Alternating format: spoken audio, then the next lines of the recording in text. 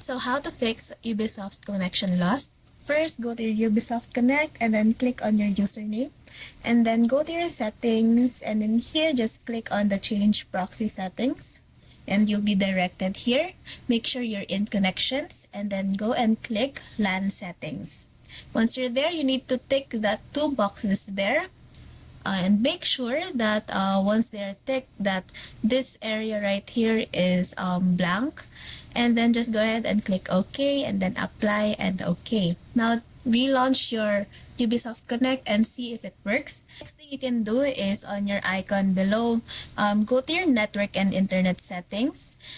Once you're here, just click on the advanced network settings. So you can go and reset your network. So just click on reset now, and then it will reinstall all your network adapters as well as Bluetooth.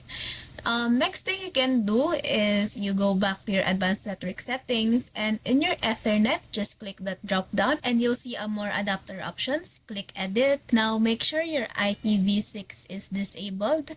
What we need to do is go to our IPv4.